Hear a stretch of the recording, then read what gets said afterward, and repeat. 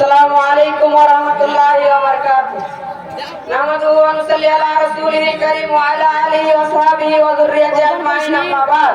قال الله تعالى أعوذ بالله من الشيطان الرجيم بسم الله الرحمن الرحيم ولا تهنوا ولا تحزنوا وأنتم الأعلون إن كنتم مؤمنين جناب صدر انجمن حکام صاحبان مسبق و مربی اساتذہ اکرام اور قرب جہاز سے تشریف فرما مہمانان اعظام، آج کے اس سالانہ تقابلی و انعامی پروگرام میں جس موضوع کے تحت جب کچھ کرنے کی جسارت کر رہا ہوں وہ اس ریا کی زمین پر آسمان ہم کو دے مارا۔ اس میں کوئی شک نہیں ہے کہ آج مسلمان دنیا میں دلہ در رسائی کی زندگی گزار رہا ہے، قدم قدم پر انہیں دشواریوں کا سامنا کرنا پڑتا ہے، لمحہ لمحہ انہیں بے چین کرنے کی کوششیں ہو رہی ہے، پل پل ان کے خلاف سازشیں جاری ہے، کہتے جو قوم دنیا کو ہم لوگ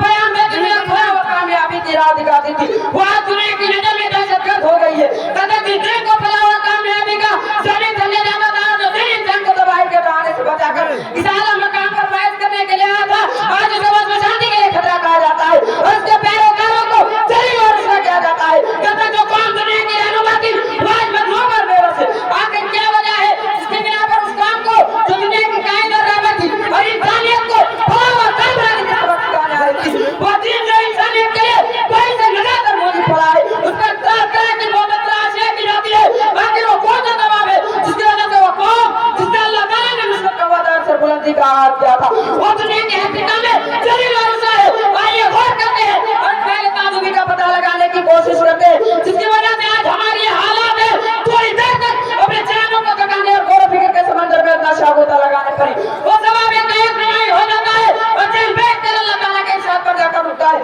وَلَا تَهِنُوا وَلَا تَحْزَنُوا وَأَنتُمُ الْأَعْلَوْنَ إِن كُنتُم مُّؤْمِنِينَ۔ مزید اللہ تعالیٰ کا کلام میں ہمارا اوپر نمایاں ہوتا ہے وَالْعَصْرِ إِنَّ الْإِنسَانَ لَفِي خُسْرٍ إِلَّا الَّذِينَ آمَنُوا وَعَمِلُوا الصَّالِحَاتِ وَتَوَاصَوْا بِالْحَقِّ وَتَوَاصَوْا بِالصَّبْرِ۔ آج معلوم ہوا کہ ہم اپنے اس حالات کے ذمہ دار خود ہیں، کیونکہ مذکورہ دونوں آیتوں میں اللہ تعالیٰ نے ان لوگوں کو بلاغت فرمانے کا وعدہ کیا ہے جو مومن ہے، جو عمل صالحہ کرتے ہیں، کوئی مقصد خدا ہونے کے لیے عمل صالح اور ایمان شرط ہے۔ محترم حضرات اس میں میں ختم کرنا چاہتا ہوں، آخر میں علماء اقوال کے سر پر اپنی گفتگو ختم کرتے ہیں، آپ سے عہدہ لیتا ہوں۔ گواہی ہم نے جو اسلاف سے میراث پائی تھی، گواہی ہم نے جو اسلاف سے میراث پائی تھی، سریا سے زمین پر آسمان ہم کو دے مارا۔ السلام علیکم ورحمۃ اللہ۔